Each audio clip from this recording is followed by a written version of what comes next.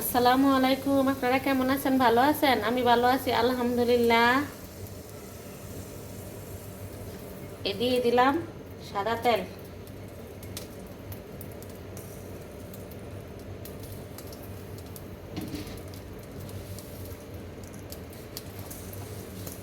দিলাম পেঁয়াজ।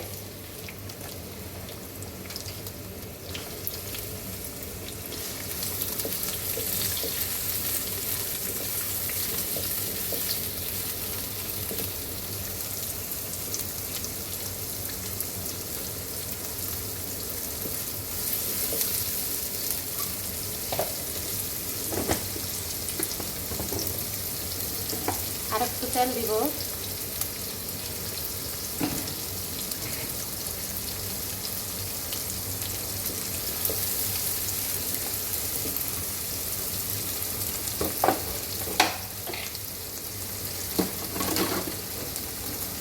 দিয়ে দিলাম লবণ। আর একটু লবণ দিব।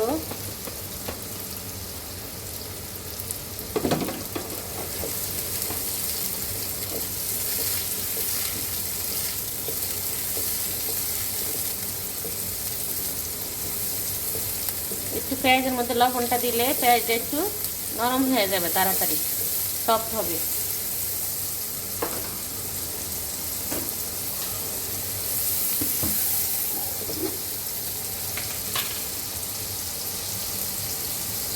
দিয়ে দিলাম রসুন।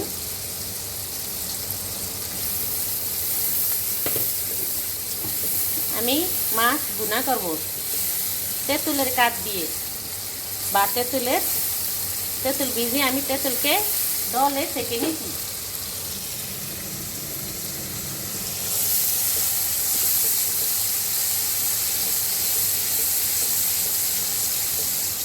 রসুনটা ভাজা ভাজা হোক, আমি নাড়াচাড়া করতে থাকি।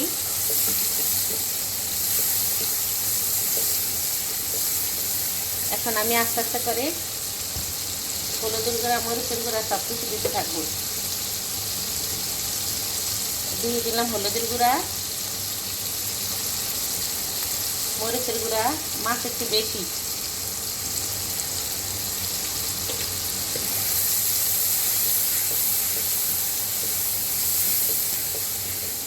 এখন দিয়ে দিব জিরা ধনিয়ার গুঁড়া।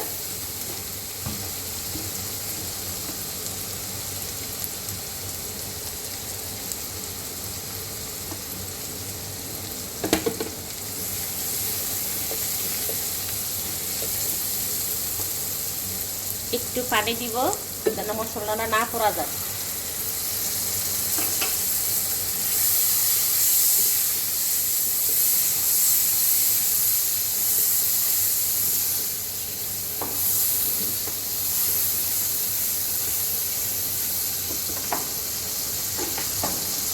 মাছগুলি আমি ধুয়ে পরিষ্কার করে রেখে দিয়েছি, তারপরে রক্ত জমে গেছে। আমি এগুলি আবার একটা ধোয়া দিয়ে নিই, আপনাদের সাথে এই যে শেয়ার করতে আছি। আমি একটু ধোয়া দিয়ে নিই। প্রথমে মাছের মাথাটা দিয়ে নিলাম।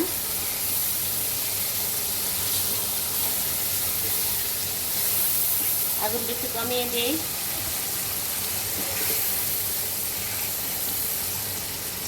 দিয়ে দিলাম মাছের লেজ। আজকে কাঁচা মাছ কষিয়ে রান্না করবো। কাঁচা মাছ আমার হাজব্যান্ডও পছন্দ করে কষিয়ে রান্না করা।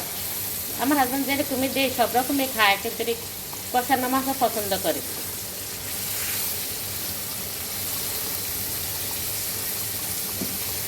ওদের বাবা সব কিছুই খায়, কিন্তু দিতে হবে তাজা, কোনো বাসি খাবার খাইতে পছন্দ করে না।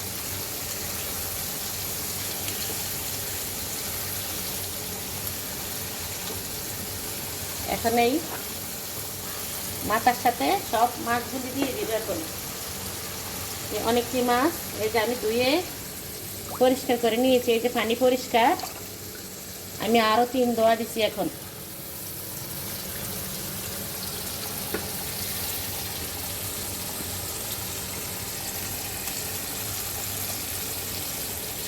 এই গরমের দিনে একটু টক দিয়ে রান্না করলে তরকারি, আমি শুধু রমজান মাস এইভাবে রান্না করেছি, আমাদের কাছে খুব ভালো লেগেছে। আপনারা এইভাবে রান্না করে খেয়ে দেখবেন তেঁতুলের টক দিয়ে।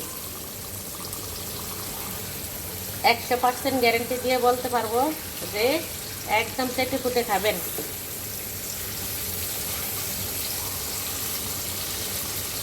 কেন এই গরমের দিনে একটু টক টক মুখের মধ্যে ভালো লাগে। মাছটা এভাবে রান্না করে একবার একটু ট্রাই করে দেখবেন আপনারা। আমি রমজান মাসে এইভাবে রান্না করছি, আমাদের কাছে খুব ভালো লাগছে। দিনভরে রোজা থেকে রাত্রেবেলায় এই টক দিয়ে মাছ খেতে খুব মজা লাগছে। আমার বাসার সবাই খায়, পছন্দ করে, সেই জন্য আমি আজকে এই যে বয়রা বরে রান্না করতে আসি, অনেক মাছ একসাথে রান্না করতে আসি। আমাদের যদি ভালো লাগে আমরা একসাথে 2-3 পিস করে খাই মাছ।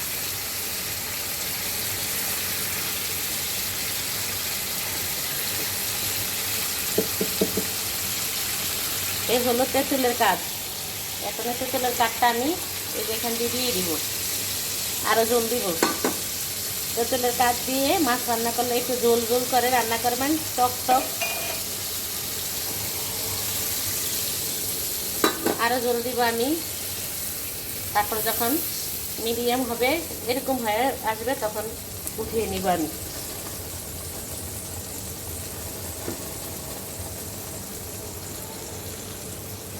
এক মগ পানি নিয়ে আসি।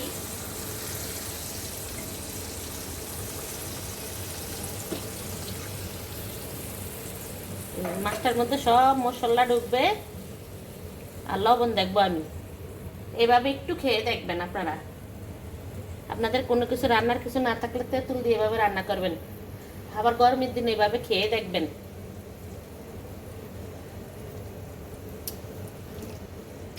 এক তরকারি দিয়ে ভাত খেয়ে উঠবেন, আর এত টেস্টি হবে। এখন এই যে কত লবণ চাইছি, অনেক মজা হয়েছে। আর একটু লবণ লাগবে, তাই লবণ দিয়ে দিতে আসি। আর কিছু লাগবে না। এখন আমি ঢাকনা দিয়ে রেখে দিব।